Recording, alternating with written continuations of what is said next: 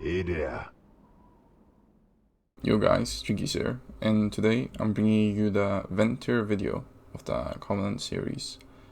You guys can find the other videos down in the description or on the screen whenever the fuck I figure out how to do that. This is the third one, so I already finished Kyrie and Necrolord, so if you want to watch those, you can find them. Anyway, let's get started with Venthyr. So before I start the video, I just wanted to ask you guys to subscribe and like the video. It helps me out a lot. Increases the views that I get or like recommended and stuff. Also, if you like it and you would like to see more videos like this, obviously subscribe button is the easiest way to find them again. Anyway, let's get into the video. Okay, so the Venthyr, you get two abilities when you pick the Venthyr. You get Swarming Mist and Door of Shadow.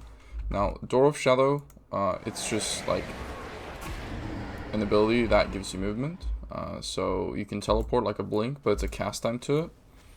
So it's very similar to Warlock Gate. It has 35 yards, and you can empower it with different Covenant choices. Now the second ability, and the main reason why you would pick Venthyr, is Swarming Mist. Now Swarming Mist, the way it works is that it does damage to up to 5 targets around you, as well as it gives you 3 runic power per target you hit. The initial tick plus all the ticks total is 9, and you can get up to 15 runic power per of those. So you can get 9 times 15 runic power, which is 135 runic power, which, you know, if you pop it, you'll see you can literally just spam Epidemic if you didn't start with 0 runic power. So the way I mean that it changes the rotation so much is that while you are doing this, you can have your pet enrage. And then you also get sudden doom procs, or yeah. And then like this talent helps you with that. And what ends up happening is that you're spamming Epidemic so much, like the damage from your Epidemic plus Soaring Miss is just like your top damage on your burst rotation. It's really powerful. But the problem is that it's not as good in PvP because you don't always have that many targets around you. But it does give you a 10% dodge, so that is nice for PvP, mostly. Okay, so going through the 3 talent trees, you got Nadia, you got Maduk, and then you got General Draven. Now, Nadia is really good. Main reason for this is the exacting preparation.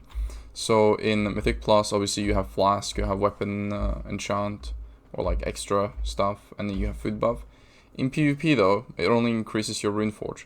Now, there's a couple of things that is worrying me about this, because if you guys go into the Runeforge, as you guys all know probably, Fallen Crusader for example, it's 15%. That's the normal increased strength you get. It's 10% in PvP, so it's a bit lower there. But as you guys can see here, it says 25% for 15 seconds. Now, I think this is a bug. It's supposed to be 18%. And in PvP you would get 12%, so it's a 2% strength increase. So theoretically it's not that good, but right now, if it's what it actually says here, it's pretty fucking broken. Even in PvP, 10% strength is a lot. Now the choices you get here is obviously between these 3 here. I would say the reduced CC and roots from familiar predicament is it's okay, but it's not that useful. You do get a potency conduit though. The one that I like the most is this one. So in PvP, obviously, if you're in a 1v1 scenario, or 3v3, generally targets will be hitting you, right? So you doing 3% more increased damage to them, and they doing 1.5 reduced damage to you.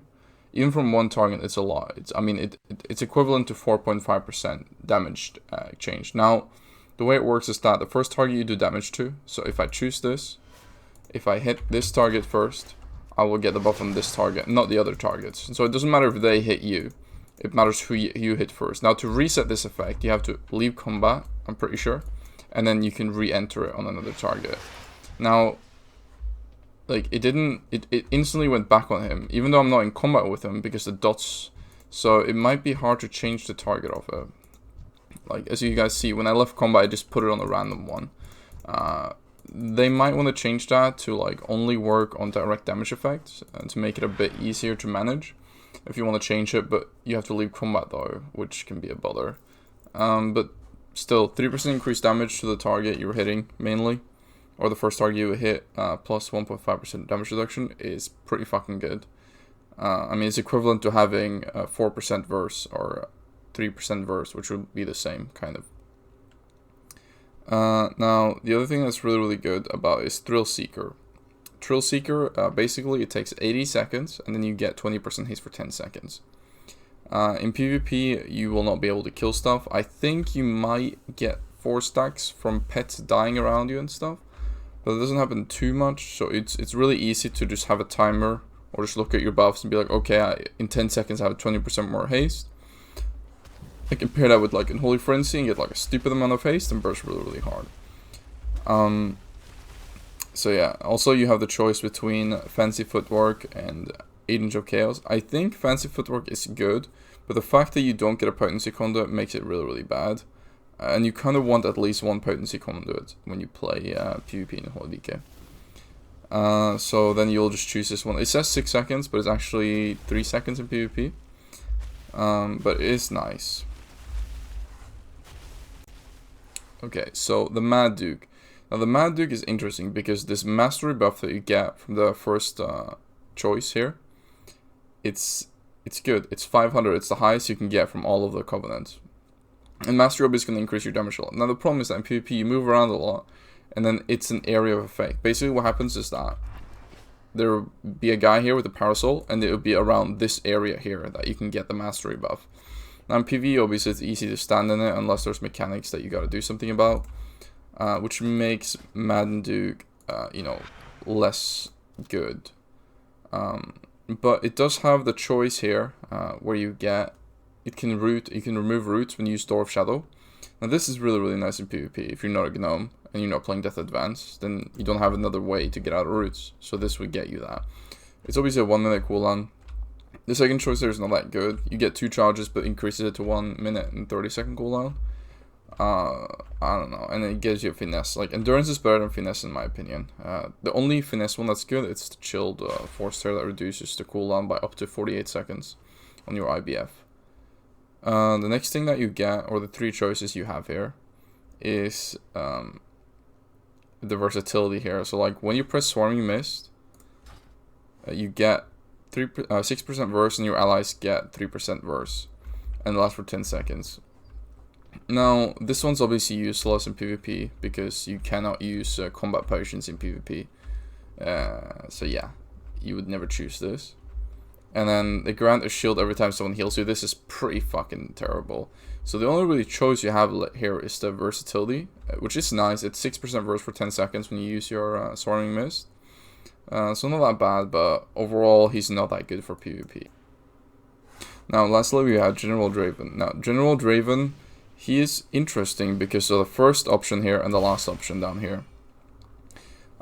Basically when you're below 40% HP, you just take 10% less damage. Now this is really powerful in PvP. I wish it was 50% HP, but you know, whatever.